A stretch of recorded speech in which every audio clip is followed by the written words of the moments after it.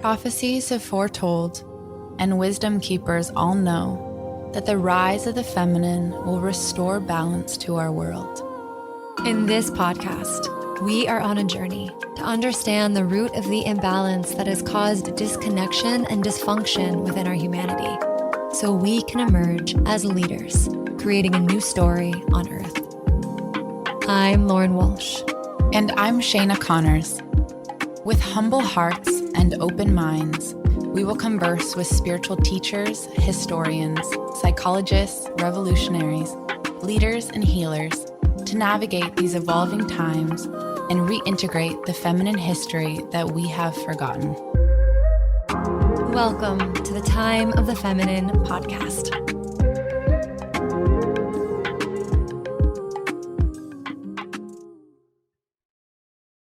Hello, beauties. Lauren here. And I am flying solo today because Shaina is off in magical lands with magical people learning magical things. And I'm sitting here to my living room, or I guess my dining room table. And I'm looking out at the summer sky and I'm listening to cicadas. And if anybody's ever lived in Texas, it's super hot here. And there's this lovely ambiance, cicadas, especially around dusk. Super beautiful. It's my favorite thing about Texas summers. And I am feeling a little vulnerable because in today's episode, I want to share some truths without my friend to, bounce back and forth with. I'm going to share my own truth, my own voice. And I'm also thinking of all of you and all of the truths that exist. My truth, your truth, their truth, and how a lot of truth is paradoxical in nature, meaning my truth, my experience, the way I understand myself to be, the way I relate to the divine, the way I see and orient might be very different than the way you do. Likely we're not too different because you've been following along on this podcast, but in some ways, sure. The way I see something might not be the way you see something. My truth, my personal truth might not be your truth. And so when I think about the nature of a human family and families in general, just even our blood families, how do we all be in harmony together and mutual respect of one another, giving each other dignity while honoring truths that might not be in alignment with our truth, our personal truth. And I do believe in a capital T truth, but I think the thing we think about a capital T truth is that that truth is singular. I think a capital T truth encompasses many, many, many, many, many, many, many truths, because if you can look from a higher degree, all of those many, many seemingly paradoxical truths are all pieces of the same puzzle. When you can look from a bird's eye view, it's like a bigger picture. Kind of when you look down on the earth, you see all of the different countries and continents. If you zoom in really, really, really, really close though, and you go and you're looking at a blade of grass, all you can see is that blade of grass. So zooming out really, really big, all of our seemingly paradoxical truths become pieces of the one truth. So what is that one truth? How do we understand really the nature of what we're all doing here? Because I think that has something to do with it. Why do I experience something that another experiences completely differently? And how are we connected? And how are we a part of the same puzzle of divine orchestration? Right? So this is something that I want to talk about today, because as I think about this podcast and I think about the time of the feminine, I think the name is easily confused. The time of the feminine to me does not mean a time when women are exalted above all other genders. In the words of Yay Louisa Tish, I ain't trying to make no patriarchy in a skirt, y'all.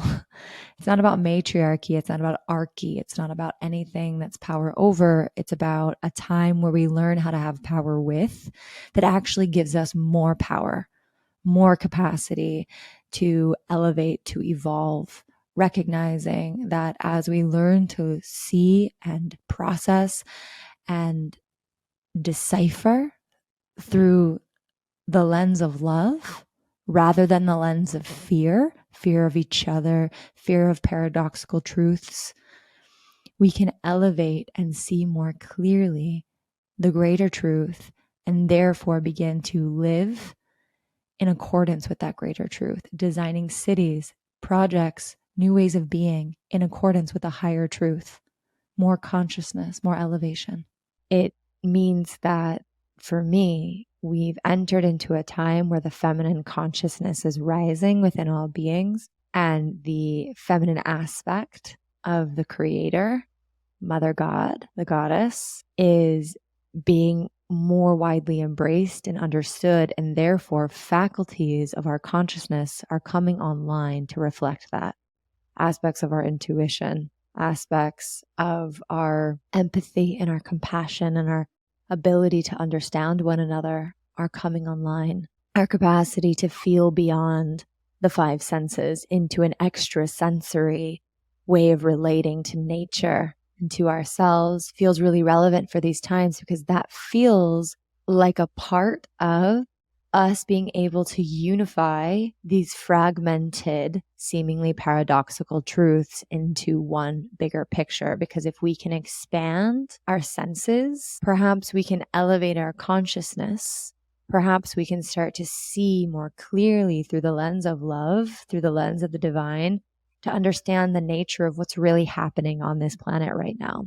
I happen to think what's happening on this planet right now is that we are living in an extraordinary time where many souls are actually embodied right now. We have a huge population because we want to be embodied at this time of a great transformation, because there's so much potency that is possible on earth right now. But at the same time, there's so much division. There's so much shaking. There's so much at stake. The balance of human life is at play. Will we survive? Will we go extinct? Will we kill ourselves by destroying our habitat? And so that leads me to ask questions like, what is at the root of what leads us to destroy ourselves and our connection with nature? And I think it's really easy at this junction, with so much awareness around systemic oppression and manipulation of big pharma, of corporations, of warmongers, of, people obsessed with petrodollars, oil, all of that. I think it's really easy for us to put this blame on this force outside of ourselves, this oppressive force. And yes, that exists. But what allows that to exist? If we go into the micro of what that is, it's hatred and it's fear and it's disconnection. And I believe that hatred, fear, and disconnection comes from the division between ourselves and our creator.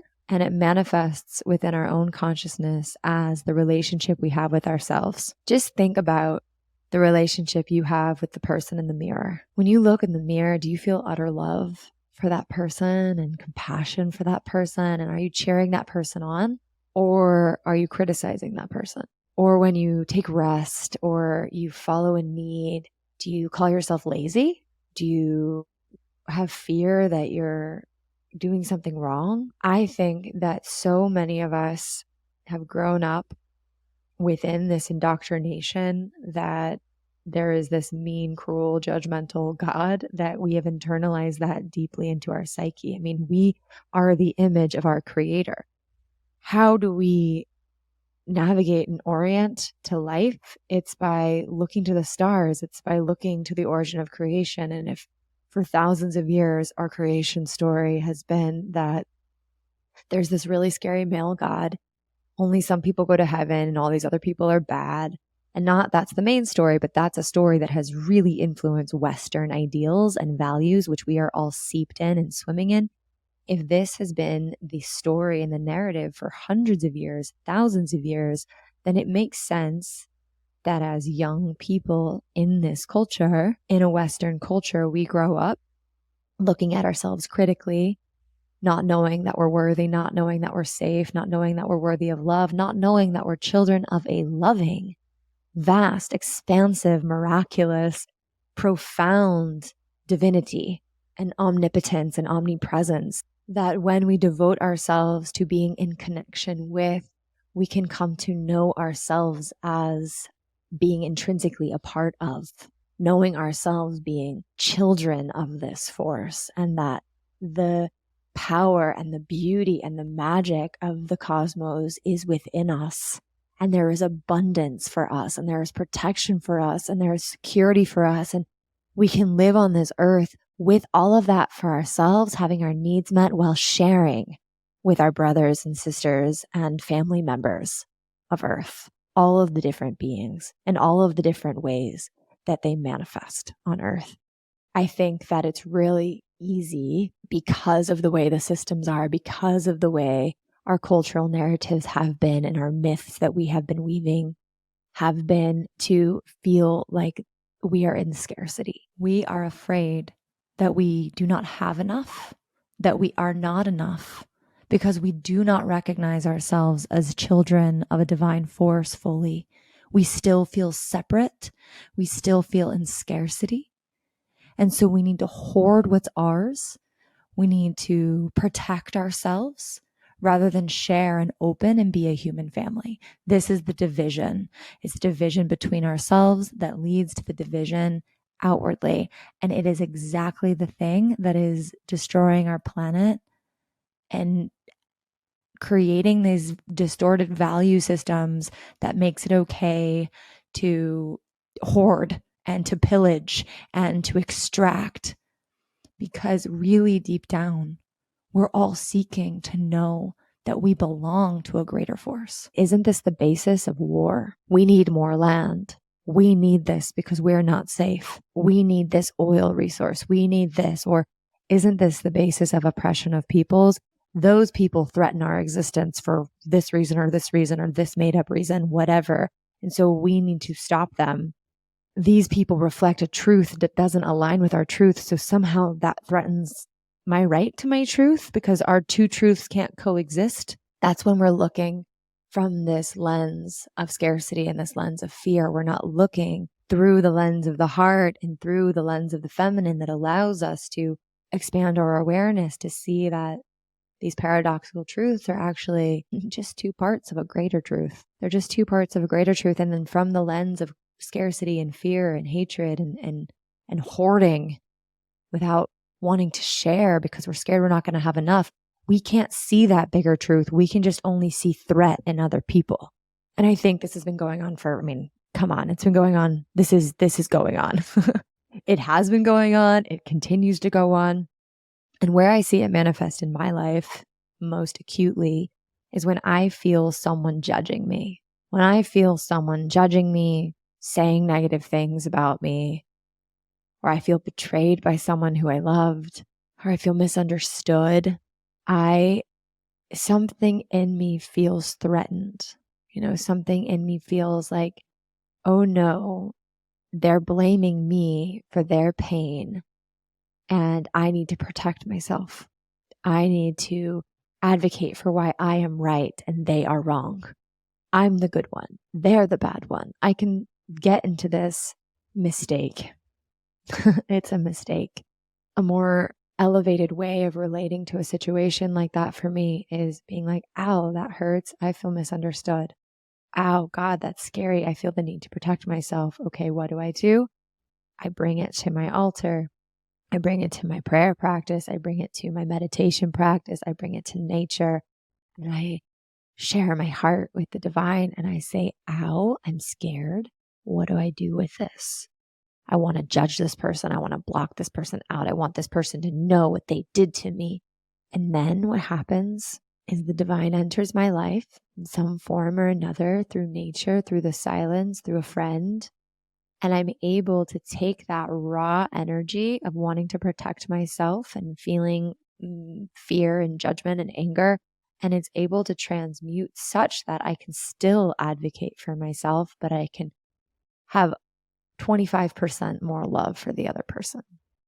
If my heart was 100% closed to the other person because I felt threatened, when I let the divine enter my life and guide me, I'm able to open my heart even more. And opening my heart to another person who feels like a threat to me or somebody who's harmed me doesn't mean that I have to invite this person to eat dinner with me. It doesn't mean that I have to go apologize or smooth things over. That's not what I mean. We can have clear boundaries, but when I close my heart to another person, there's this like brewing inside that can be unconscious of wishing them pain, like wishing that they'll learn their lesson, wishing that they'll something and be shown how they acted. And that's evil. That's the basis of what evil is. And that is like a gentle, that's hatred, actually. And hatred, excessive hatred, unaddressed, unbrought to love, unbrought into the fold of light, like without being cared for, that's what turns into evil. That's what turns into all of the nasty things we see. So really, we all have the potential for that kind of wickedness of wishing somebody from like an innocent place to like learn their lesson, right?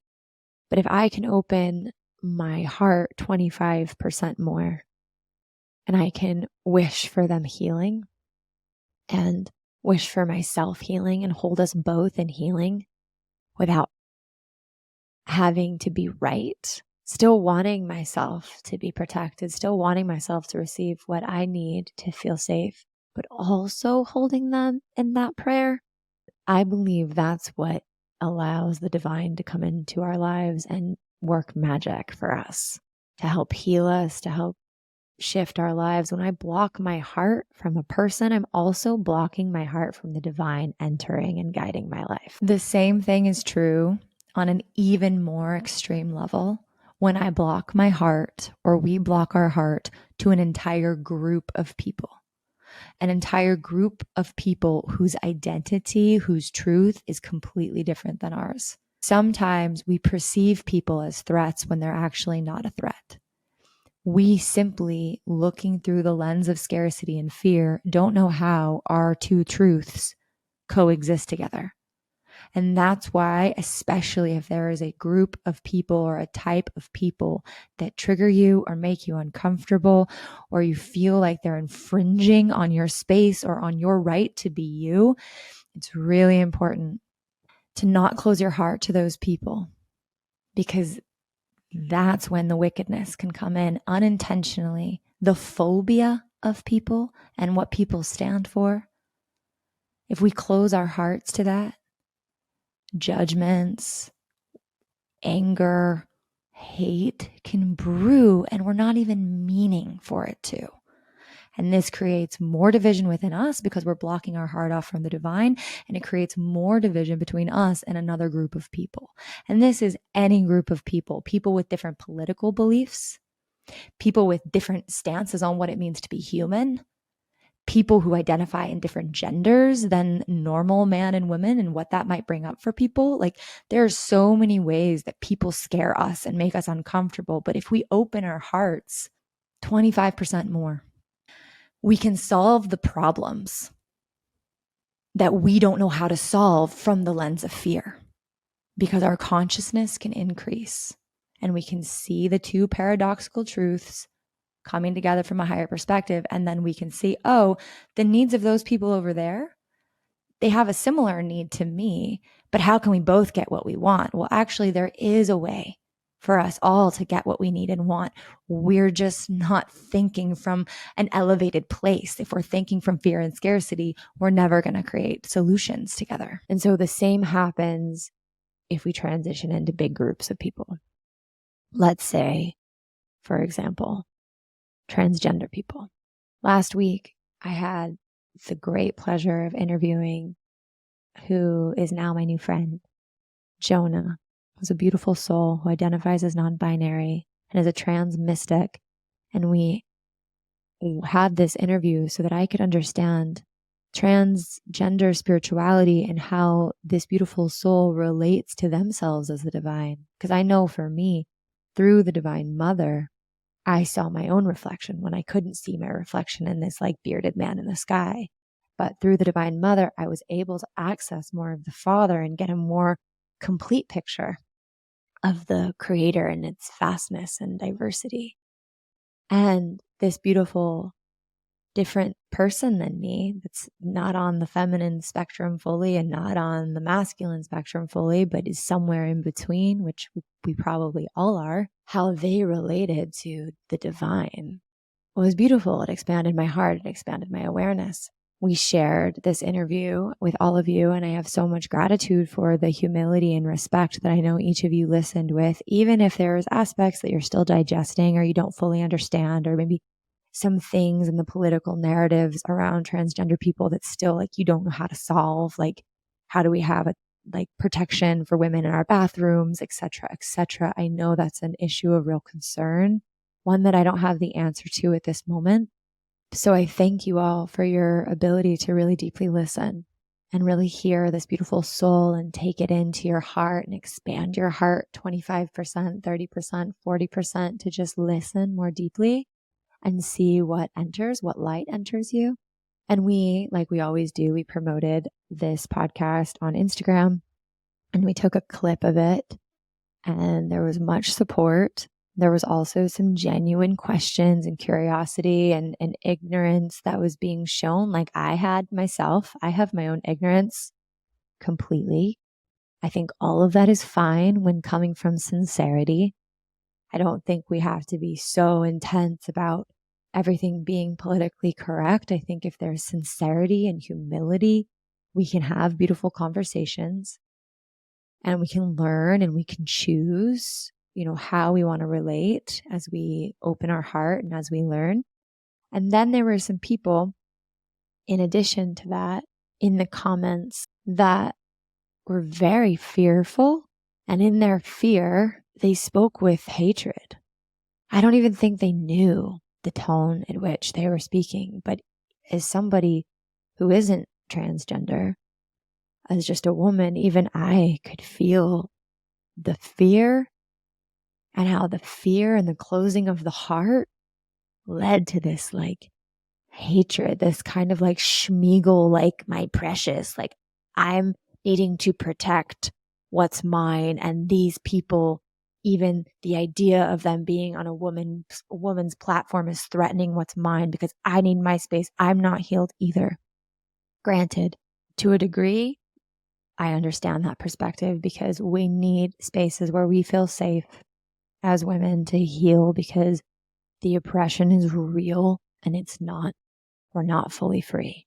The point I argue though is the tone of fear that leads to hatred that casts people out and segregates people. Listen, I'm using this current example of what happened on this podcast, speaking about the discomfort and phobia that I witnessed for transgender people as an example to show a bigger issue in the world that's happening between many different types of people.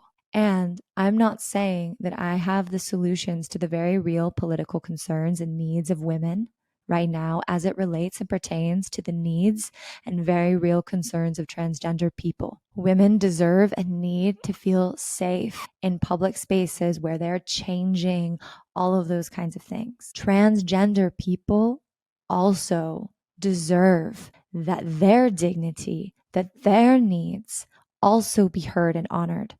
So if I'm caught in the lens of, well, my needs don't seem to fit with their needs, so now we're enemies because I think they're going to take something from me, that's me looking through the lens of fear and scarcity. And without even knowing it, that's me hating them for infringing on my rights. Do you see the problem here? So I still don't know the solution. So what do? I remember that I'm a child of the divine, that there is a loving, wise universe out there, and I open my heart to receive wisdom. And I invite all of us to open our heart to receive wisdom so that we can generate and channel solutions through listening to one another. That's primary. We have to listen to each other. I have to genuinely feel compassion for this other group of people if I'm going to be able to have solutions come that support my needs and their needs, because all people on this planet deserve their needs met. All of us deserve respect. All of us deserve dignity. And that's why we have to start trying to solve political issues from a higher perspective. And we start internally. We start right here, just you and I, me here, learning how to love more so that I can be more wise. And in my wisdom, I can be a leader of a new time where there's more inclusion and support and abundance within the consciousness of humanity. Our literal survival depends that we learn how to do this. Otherwise, we are going to be fighting in scarcity until we destroy this planet and we have no place to live. We're never going to all get what we need if we don't realize that our freedom is inherently connected. What I need for my freedom is directly connected to what Jonah needs for their freedom. I might not understand how it's connected because we live in two paradoxical truths. If I open my heart 25% to somebody who holds a paradoxical truth to me, and they open their heart 25%, that's 50% more light able to enter. And if more light can enter, more solution can enter, because where does solution come from? It does not come from fear, and it does not come from anger. It does not come from hate. It comes from love, which is the divine, which is delivered through the light. When we open our hearts 50% more, the light shines in and new ideas. Our consciousness can rise a little bit, bird's eye view. We can look down at all the little pieces and be like, oh, wow, this piece, if it just moves there, boom, boom, we're all happy and free. Wow, that's such a better outcome than me thinking I need to be super angry and protect my space from these people who are trying to invade it. Well, what if it's not actually the truth that people are trying to invade our space? I saw in these comments beautiful trans people actually having a lot of compassion for the female experience. I mean, it's not a secret that women still need protection. Mothers need protection. Daughters need protection. We all need protection and more opportunity. It's true. That is a truth. And it is also true that so do transgender people, so do different minorities, so do many different types of groups. So how do we hold each other, knowing that we all deserve and need protection, resources, love, respect, dignity? How do we hold that, even though in some certain areas something might feel unsafe, right? I don't understand exactly how we resolve this issue because your needs feel different than my needs here. So what do? Do we call each other wrong and bad? Or do we say, this is a problem I don't know how to solve. Okay, let me open my heart 25%. Okay, you open your heart 25%. Let's open our heart to receive guidance from the divine, and let's see what kind of solutions we can generate. Boom, magic. We're thinking at a higher level together. We're not thinking from fear. We're not trying to defend ourselves and then attack the other person and make each other see. We're learning how to communicate from a higher level. And I know that this sounds like all lovely and peachy and wonderful on this podcast, but in the political landscape, it's just such a different ballgame. It's so different. It's like we're not even speaking the same language. It's such a different vibration. So again, this is an issue that I don't know how to solve. I don't know how to help our politicians and people speak more humanely and feel more connected to their own vulnerability. And I don't know how to influence that other than by starting right here with me. Right here with me and right here with you and right here with all of us. So I challenge each one of us to not become discouraged, to not feel like there's not enough for me or for you or for all of us to coexist on this planet. It's so easy to become jaded and hopeless with all of the things we see in the discourse happening. And so I challenge all of us to have hope. And in that hope, to reorient ourselves as children of the divine, whether or not you are certain that God exists and that God is there for you, or that there's a loving, omnipotent presence and power. If you're not sure, go become sure.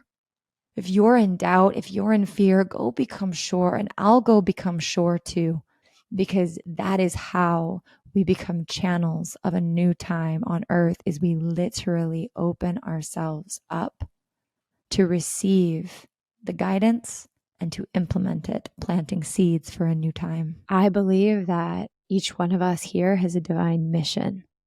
Each one of us here has a lot of integrity and a lot of capacity to love. Oh, I think we have so much capacity to love. And I believe love is the very force that transforms, and that part of the feminine magic that we're all seeking is, how do we live in the cycles of nature? How do we let die to be reborn?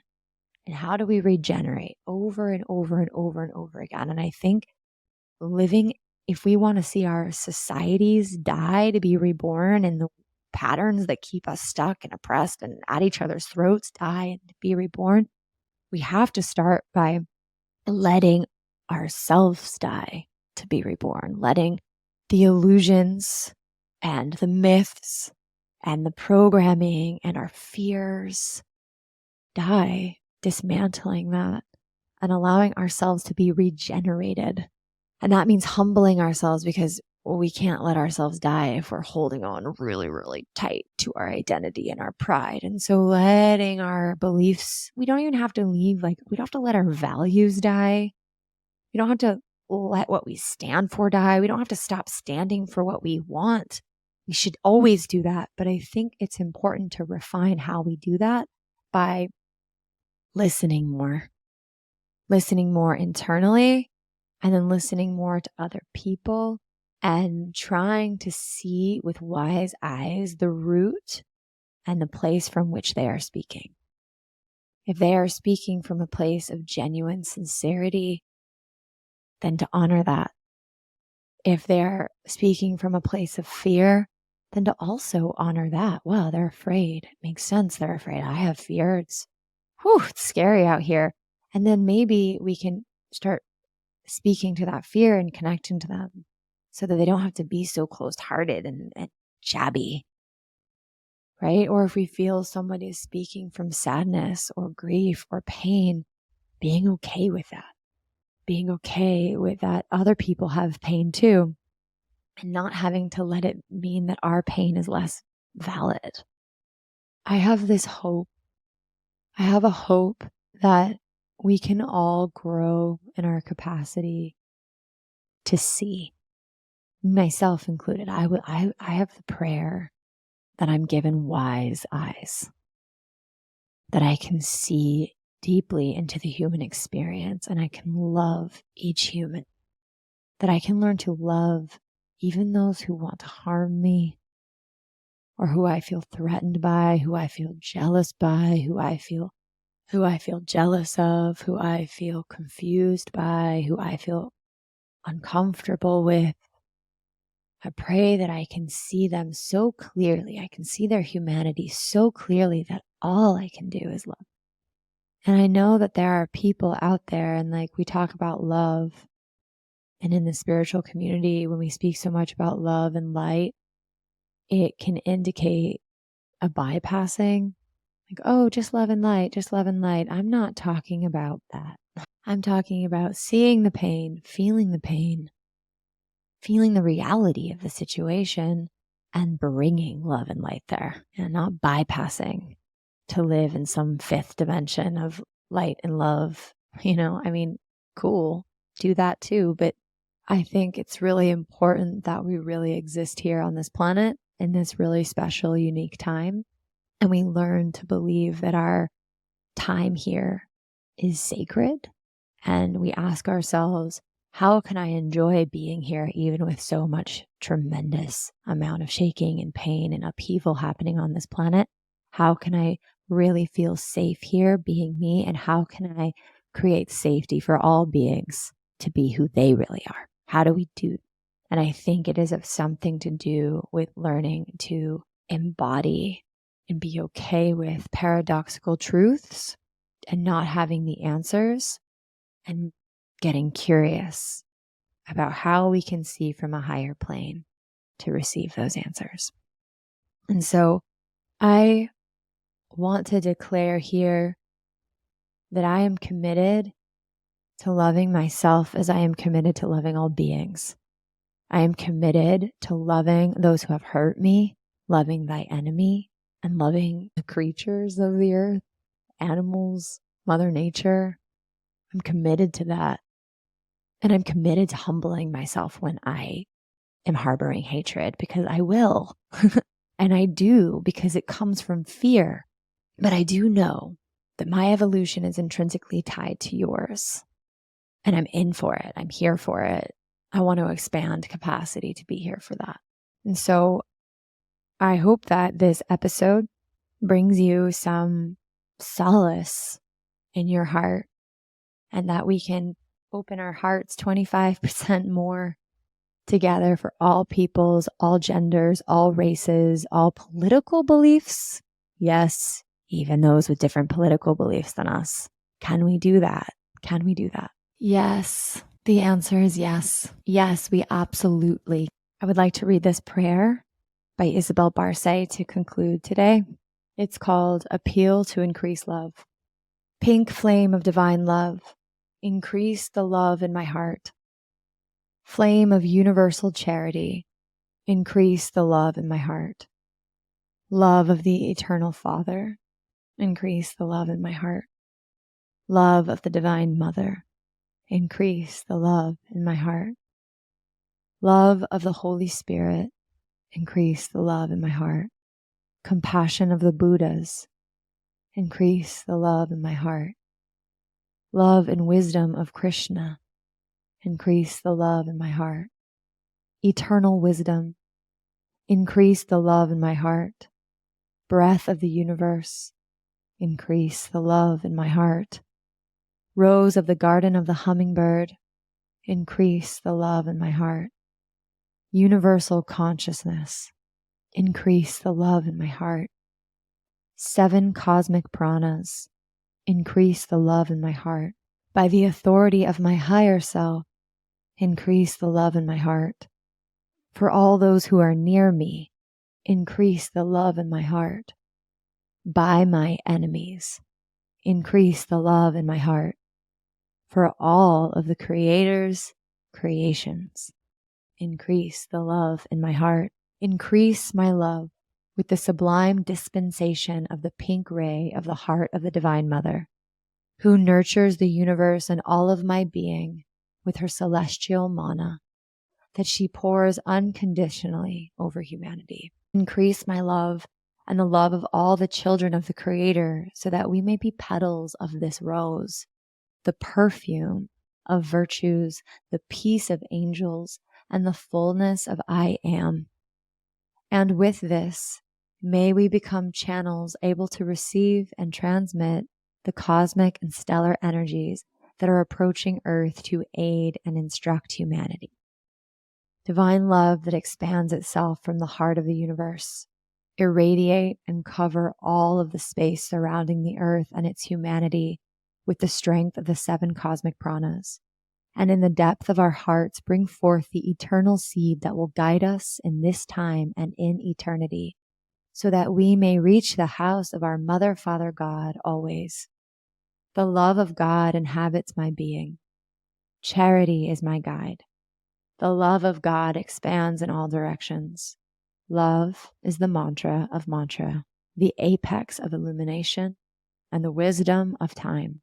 I am, I am, I am. I am the pink flame of love in the heart of all beings. Peace on earth to all. This movement of Global Sisterhood began so that we could come together as women and sit in circle and heal the division between us. Because we have been oppressed, because we have been so subjugated for so long, disharmony between us has been palpable. There's been a lack of trust. And so women coming into circle to help heal and renew that has been the mission. But it doesn't end there. This is something that has already started. It has been seeded. Women are sitting in circles. And if it is a circle that is just based on rituals and crystals and singing, but at its heart isn't about healing the division, then that is not a circle that we support. Sure, it's lovely to sit in circle and sing and do rituals, but the point of a circle is to heal the division between us. That is the point. We're healing the division between us so that we can learn to love, so that we can clear our channels and channel a new time, a new way of relating to each other, a new way of being on earth. And so my friends who are facilitators, carry this forth with you. Do your work, do your magic, help people connect with the divine, but please don't forget to help people heal the division within ourselves and with each other, because that is literally the thing that will save our world. That is literally the reason why the disconnection between us is literally why Mother Earth is suffering. It is the fundamental thing. So let's heal our fear, let's heal our shame, and let's welcome each other as humans having a human experience. Okay, my dears, thank you so, so much for your time. I love you. Thank you so much for tuning in to the Time of the Feminine podcast. It is such an honor every time to be able to host these conversations and to share the stories of the beautiful people we get the opportunity to interview. And so if you enjoyed this podcast, please go ahead and leave us a review. You can do so on Apple Podcasts and write a nice note, or you can do so on Spotify by leaving stars. We so appreciate every single one of you that's taken the effort to go out and to share with others and with our community about how this podcast has touched you. It really means so much to us. And for us, this is a labor of love. And so thank you for giving back in that way.